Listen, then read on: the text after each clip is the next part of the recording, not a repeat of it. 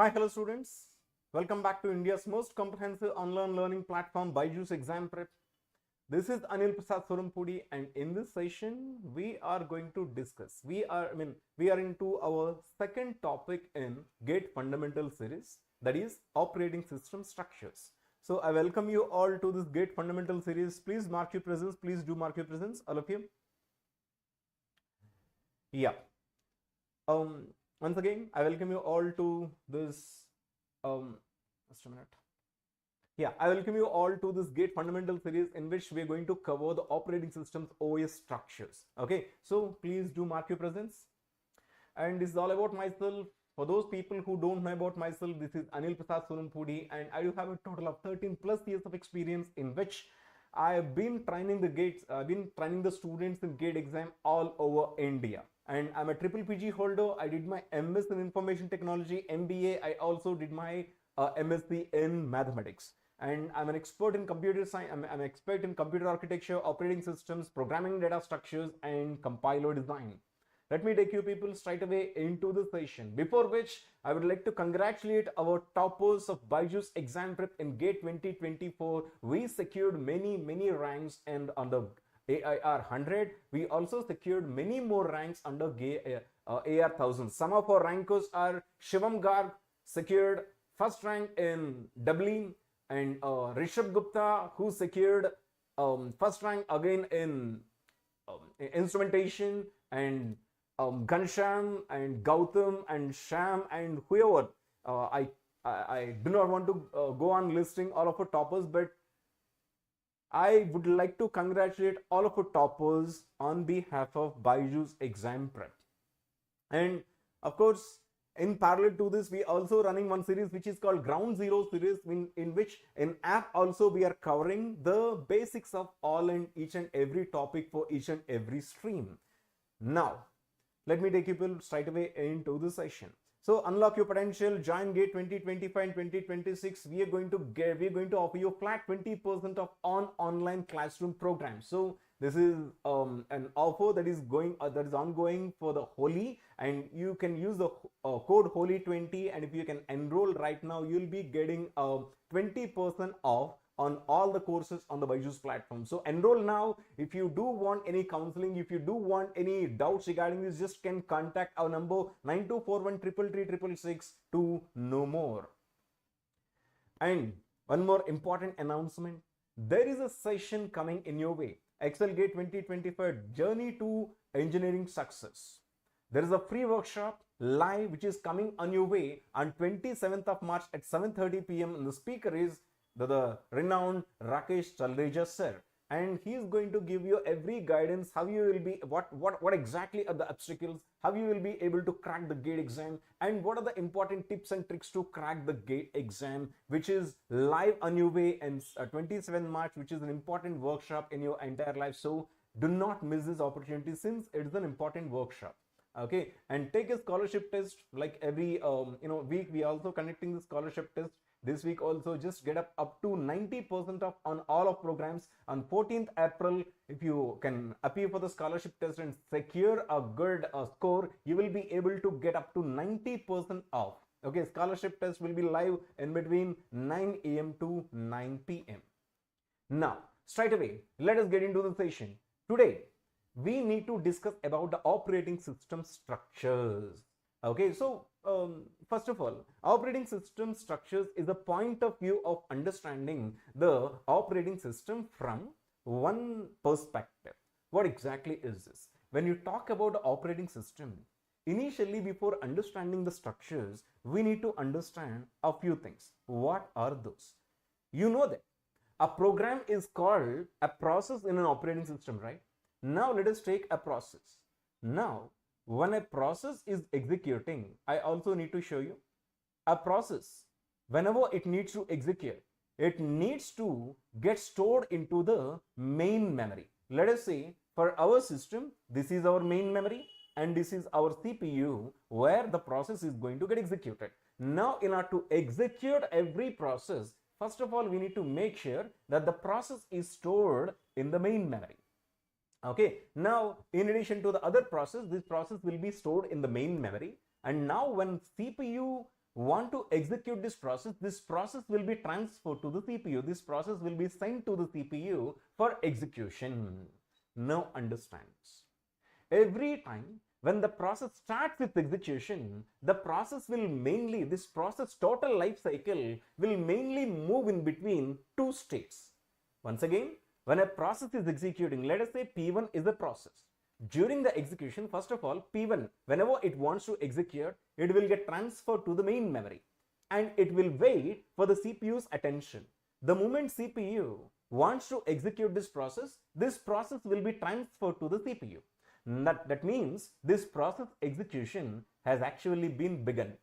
Right after we started executing this process, CPU started executing this process, this entire life cycle, the moment it starts its execution, the moment till it terminates, this total entire life cycle of this process will be fluctuated in between, will move front and forth in between two things.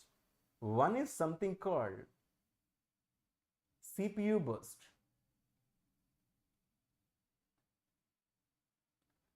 And second thing is something called IO burst. Sir, what is the CPU burst and IO burst? Let us understand. CPU burst stands for, whenever, let us say I am a process, I get into the CPU and within the CPU I will execute for some time. The total time that I spend within the CPU during one execution is called a CPU burst. Okay, now this process P1 gets into the CPU and it starts its executing, which comes under the CPU burst. Now after executing for some time within the CPU, every process may want to perform some IO operation. What exactly is this? Now let me take the help of your C program. In your C program, when you're executing this program, you may have written several printf statements, right? What exactly is the printf statement? Printf statement, of course, it's going to print something on the screen, right? Understand carefully, this printf statement is going to perform some IO operation. How the IO operation is going to perform? An IO operation will be performed on an IO device. Your screen is an IO device. Now your printf statement during the execution, it will perform an IO operation. The result of the IO operation is to print the data on the screen, right? So understand carefully. When a process during the execution, when it goes to the CPU burst, it will execute for some time within the CPU, which is called a CPU burst. After executing for some time within the CPU, the process will perform, the process may need to perform an IO operation, for which it leaves the CPU and it goes to the IO device. Okay, that means in our case, the screen is the IO device. This P1, let us say it's a C program. In the C program, after 10 instructions, there is a printf statement. So what will happen? It will execute 11 instructions, but 11th instruction is a printf statement. After executing the 11th instruction, this P1 will go to the screen, rather the monitor, for transferring the data. But the monitor, understand, it takes some time to respond. Understand carefully, CPU and the IO devices, with respect to the speed, those are very, very different indeed. CPU is very fast indeed, but at the same time, IO devices cannot respond at the rate of the CPU. In simple words, when a process needs to perform an IO operation, it takes a lot of time. That is the reason why this P1 will need to leave the CPU to perform an IO operation. Understand carefully, I need to execute 11 instructions. I am a process, I went into the CPU. Within no time, all these 11 instructions will get finished because CPU is very fast. But the 11th instruction is a printf statement. In order to perform this printf statement, I need to print this on the screen, right? But screen is, compared to the CPU, it is very a slower device. All the IO devices compared to the CPU are very, very slow indeed. So first of all, I need to leave the CPU, I need to go to the screen, I need to wait for the screen to respond to my request. So for which this process P1, so far which is being executed in the CPU, will leave the CPU to print some data onto the screen, which takes a lot of time. Okay, that means the process goes to the IO burst. So what is CPU burst? CPU burst is the execution. When a process executes within the CPU, that is called a CPU burst. After which, any process, when it wants to go to perform an IO operation, it goes to the IO device. Now, right after the IO operation is performed, the process will come back to execute. The process will come back to execute within the CPU. After executing, after one more CPU burst, that means after performing one more CPU burst, it needs to perform one more IO operation, for which again it goes to the IO device. So any process would switch in between CPU burst and the IO burst endlessly during its execution, because every process may need to perform n number of IO operation. Okay, but finally with one CPU burst, a process will completely terminate.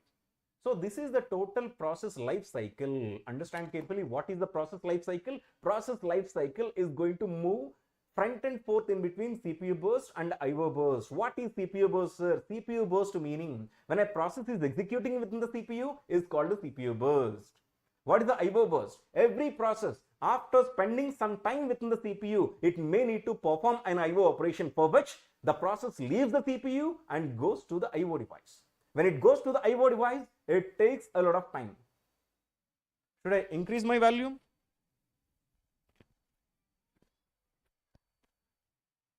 Is it audible right now? Is it audible right now? Hritam, am I completely audible?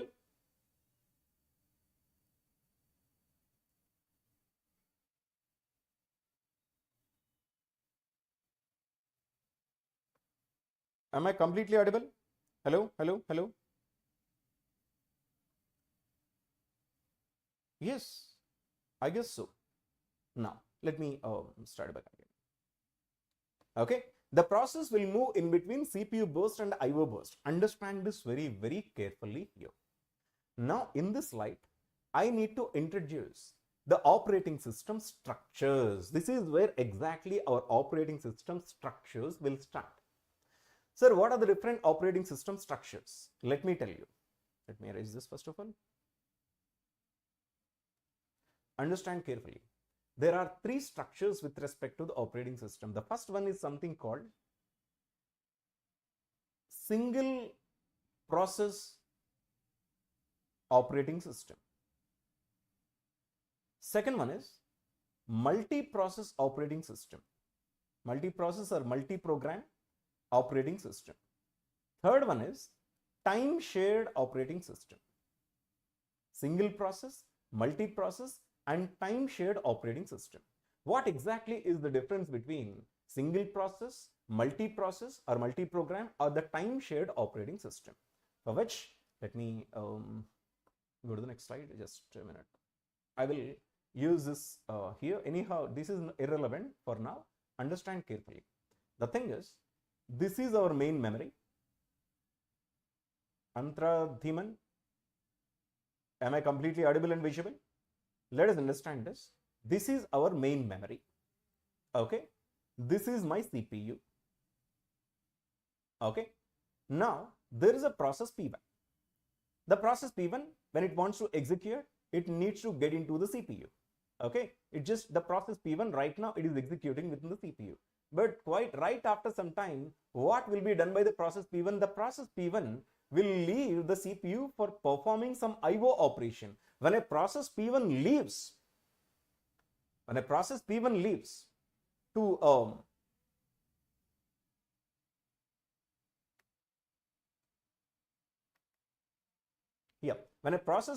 leaves to perform an IO operation, then this CPU will become idle, right? I am the process, I went to the CPU. After spending some time within the CPU, I wanted to perform some IO operation, so that I left the CPU. I just am performing some IO operation right now. What will happen to the CPU right now? The CPU will definitely be idle because there is no process to execute. Correct or not? So this CPU will completely be idle right now. Okay. In a single programming operating system or a uni-programming operating system, you need to understand only one process will be kept in the main memory. That process will go to the CPU. After some time, it leaves the CPU to perform an IO operation. After performing the IO operation, it will come back to the CPU and it will execute for one more time. So this is what the scenario for single program operating system. Here you just can understand the CPU time is actually being wasted, right? The actual CPU time, the potential CPU time is being wasted. Why? When a process leaves the CPU, obviously it will spend some time at the IO device. That device time will definitely more and more time as compared to the CPU. Obviously, what is happening to the CPU's time? CPU's time is not being utilized potentially. Am I right, Shritam? So in this very light, what we need to do is what is the next approach is to update our system to multi-programming operating system. In the multi-programming operating system, what exactly is going to happen? Let us understand. In the multi-programming operating system, let me show you. Let me erase this. Now understand this. This is the operating system. This is the what you call the main memory. In the main memory, these are all jobs. Rather, this can also be called the process. Within the main memory, we can keep more than one process. It's just not only one process that is kept in the main memory. In the multi-programming operating system, more than one process will be kept in the main memory. Process 1, process 2, process 3, process 4 can also be called otherwise as jobs. So what exactly is going to happen here? Let us say job 2, the process 2 has been selected for execution. When the process 2 is being executed, what is going to happen?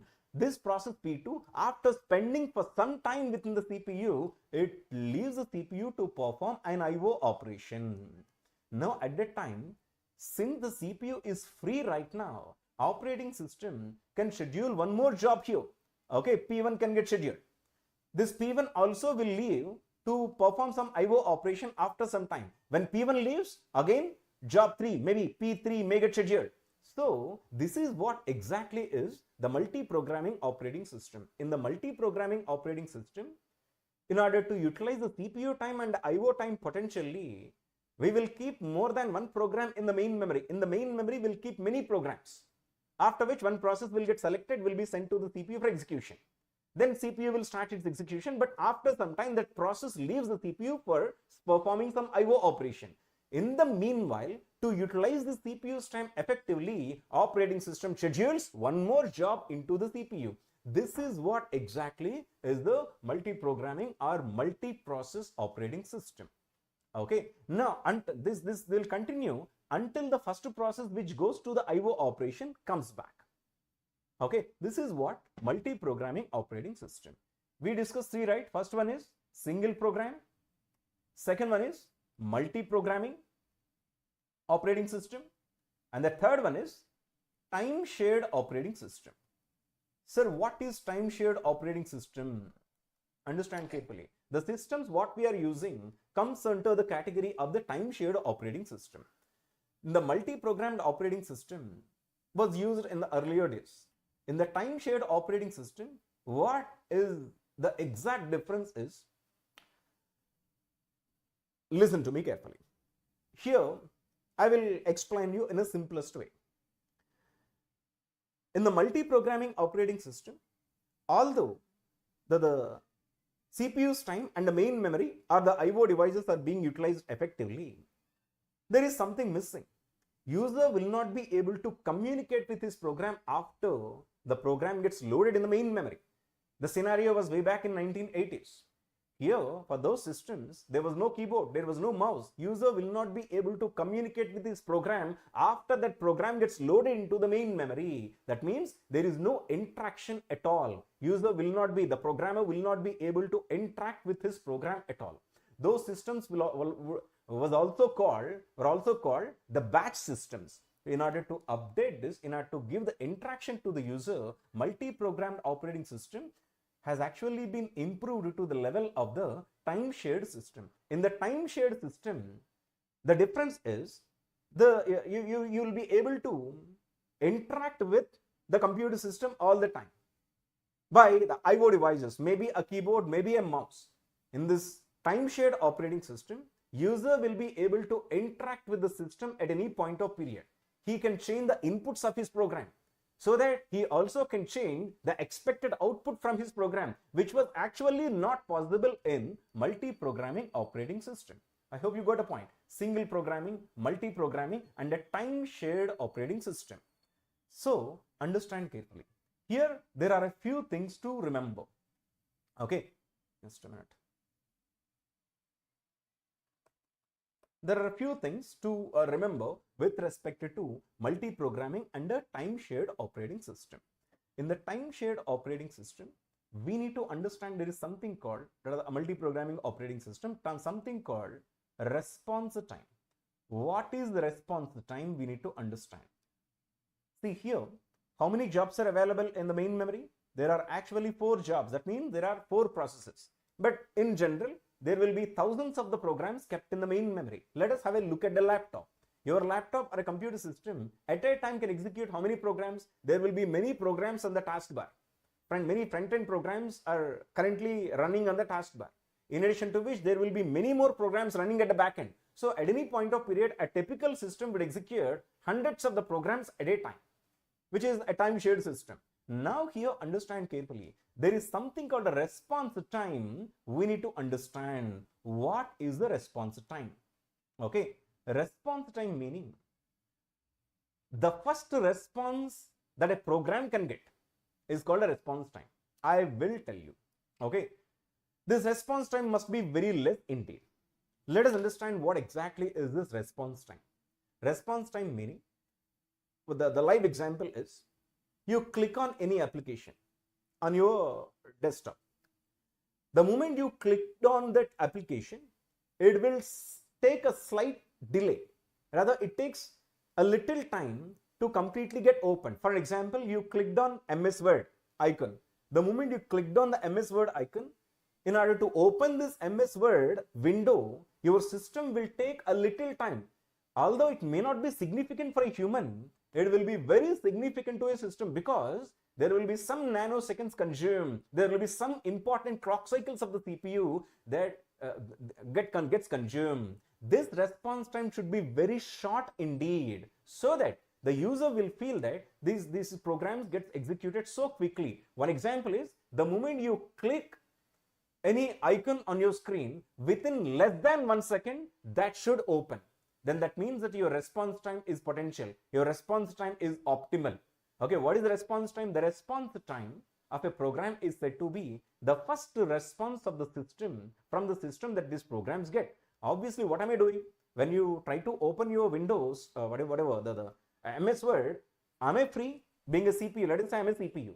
You double clicked on MS Word. Meanwhile, am I free? I'm not free. I'm executing some other program. But the moment you double click, you send a request that you want to execute, rather you want to open that file. Immediately what I need to do? First of all, I need to close the current program. I need to suspend the current program. After completely suspending the current program, I will take your request. I will process your request. So definitely it will take some time. This duration is called a response time. Okay, the response time should be very short. The response time should be less than 1 second, so that the user will feel that there is no time lapse at all. Why 1 second? 1 second is the smallest time unit in the human's watch. Less than 1 second, if the delay is confined to less than 1 second, you will not understand the delay. You would not be able to spot the delay. But if it takes more than 1 second, obviously you will feel the lag of the file is being opened. Okay, you will feel that there is some lag going on. So that is what a response time.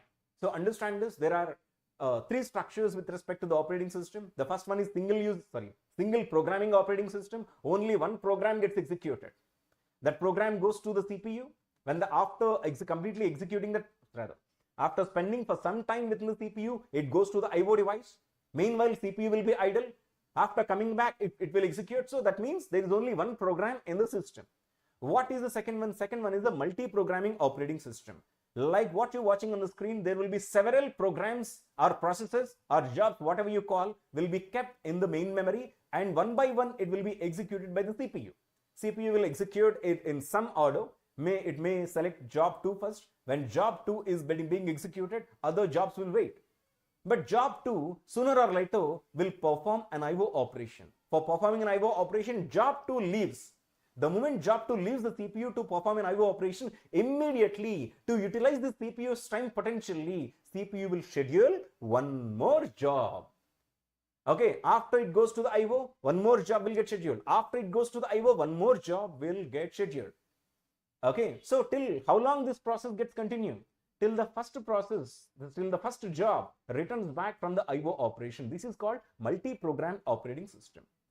Now, let us understand time-shared operating system. The difference between multi-program and time-shared operating system, although in the multi-program operating system, the resources are being utilized properly and effectively, user may not be able to interact with this program. But the time-shared operating system is an interactive system which provides the interaction to the user to his programs. Okay, so he will be provided with the IO devices by means of a keyboard or a mouse. He will be able to interact with his, IO devices. Okay.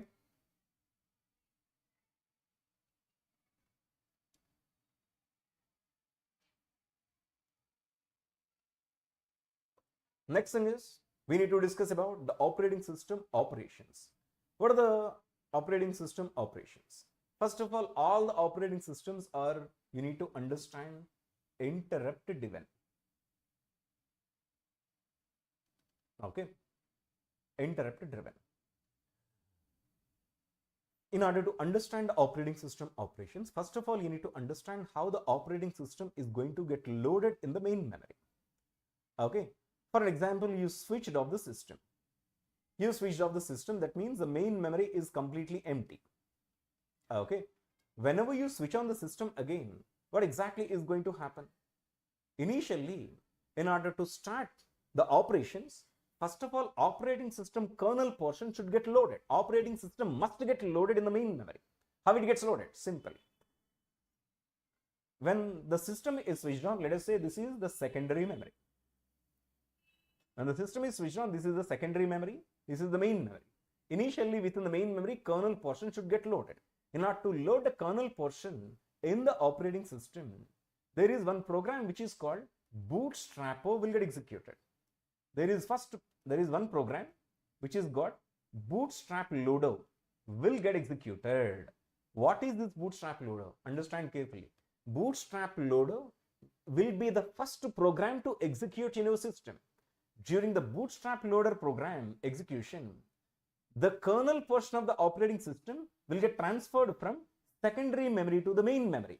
So what will happen? The kernel portion will get transferred from secondary memory to the main memory. Right, then the complete operating system is kernel portion is said to be loaded here. Okay, right after the kernel portion is loaded, operating system is going to load your system programs. Right on the top of the kernel, operating system programs will get loaded. What are the system programs? Your compilers. The system programs that must execute with respect to every program. Your compilers, your linkers, your loaders. Okay, our main memory management system programs. Every program which is which are essential to execute will get transferred into the system programs such as compilers, linkers, loaders. Right on the top of the system programs, your application programs will get loaded. What are the application programs? Your MS Word or VLC media player or whatever it is. Your application that are required to perform your day-to-day operations will be stored right on the top of the system programs. After the top of the application programs, there will be some space created for the user. This is what the user space. Okay, there will be some space will be created for the user. Now, this is the space where your programs, your user programs will get loaded. Okay, so initially what is going to happen? Right after you switch on the system, initially kernel portion will get loaded. Right after, on the top of the kernel portion, system programs will get loaded. Right on the top, application programs will get loaded. Right on the top, user programs are going to get loaded. Okay, now this is the initial fundamental operations performed by the operating system whenever it is switched on, instantly switched on. Now after loading all these things, operating system will wait for the user to load his programs. How the user will be able to load the programs? By the IO devices, right? How How this is going to happen? This is called an interrupt. Okay, user will be able to load the programs by means of interrupts. In order to load your program, first of all, you should be able to move your mouse or type something on the keyboard. Whenever you use the IO devices, all these IO devices will trigger the interrupts to the operating system. This is the reason why we need to call any operating system as an interrupted driven system, because without the interrupts, operating system doesn't function. Okay, there are several kinds of interrupts. Initially, since it's the basics, I'm going to tell you what are the different kinds of interrupts. There are three kinds of interrupts. From the operating system perspective, there are two: hardware interrupt, software interrupt. But understand there are three kinds of interrupts. First one is external interrupts. Second one is internal interrupts. And the third one is software interrupt. More about this interrupts, we will have a special class. In that class, I'm going to completely discuss about the interrupts. Okay. Now, understand operating system operations. Any operating system will fundamentally operate in two different modes. One is something called user mode and one more is something called kernel mode. Now, how to understand this user mode and kernel mode? Listen to me very carefully. To understand this, to understand the difference between user mode and kernel mode, let us have a look at your C program. In your C program, in addition to some other instructions, there might be some printf statements all over, right?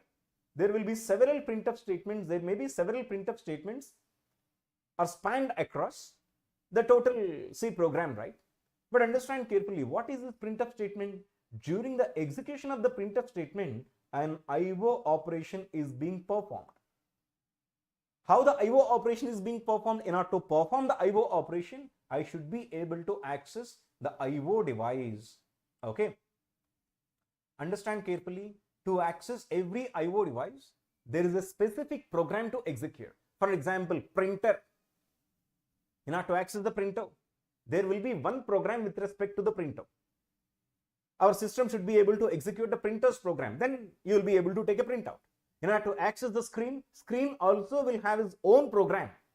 So every IO device would have its own program loaded in the main memory.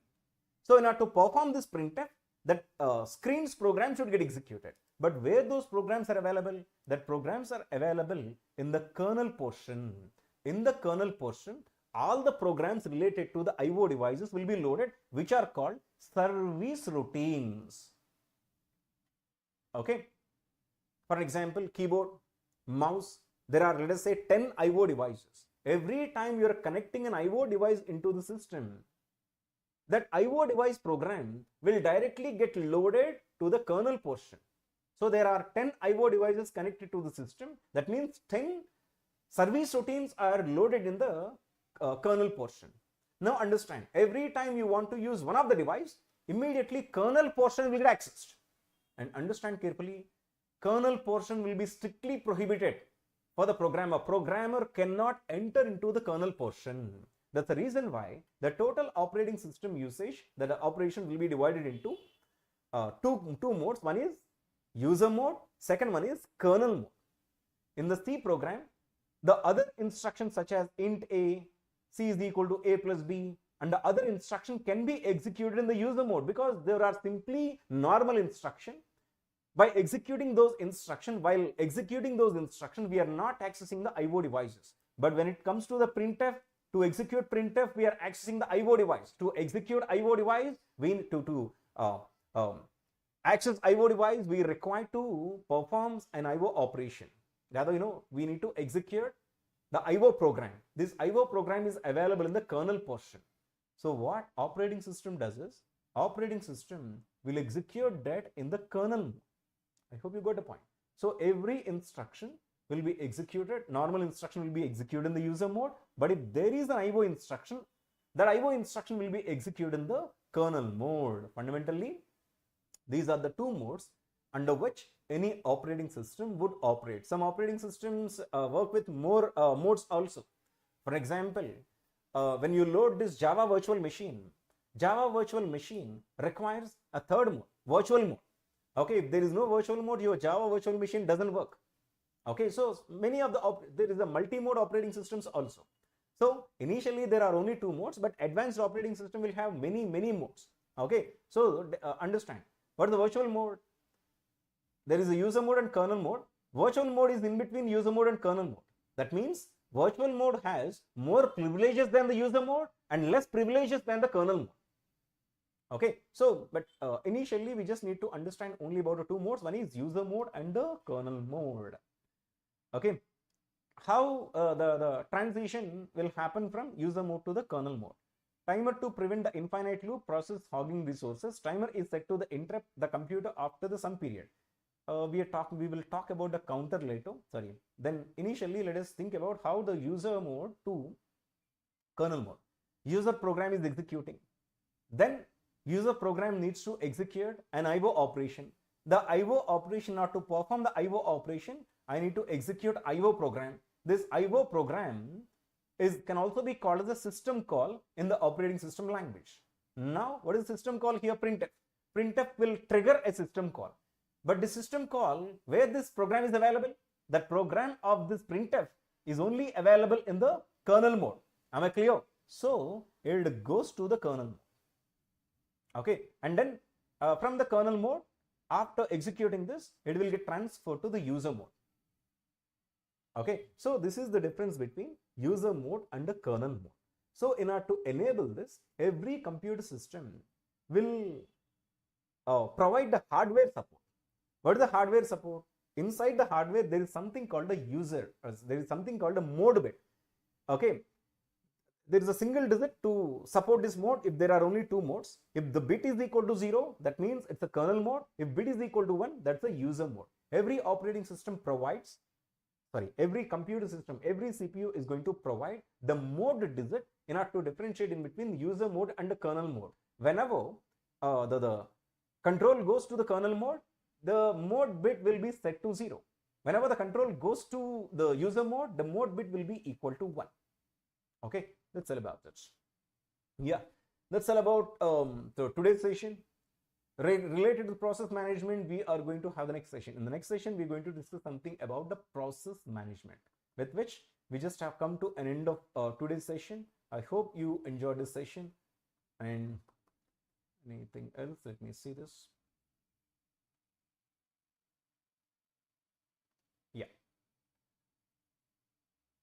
Yeah, I urge you people to get enrolled for GATE 2025 2026. We have some online courses running, some live courses running. Some are ongoing and some are upcoming. And if you get enrolled with the Byjus exam grip GATE training, you will be provided with the live classes, in addition to which you will also be provided with recorded lectures, study material, practice quizzes, and mock test and whatnot. So to get enrolled instantly, you just can give a call to 9241 666. So you can get a one-to-one guidance. Okay, so you just you can simultaneously fill the counseling form available in the description box. So with which we have come to an end of this session, and once again I just like to congratulate, not but least, I would like to congratulate our toppers for one more time, as I shown in the very first case. I'm going to take Rhythm, I'm going to take computer architecture, operating systems, programming and data structures, and compiler design, and also the verbal ability English. Okay, if you do have any doubts, you just can ask me. Any doubts now? In the next session, I will share my Telegram link so that you can join, so you will get all my updates related to my classes. Okay, are we done? Thank you so much. Anil Prasad Kurumpudi signing off.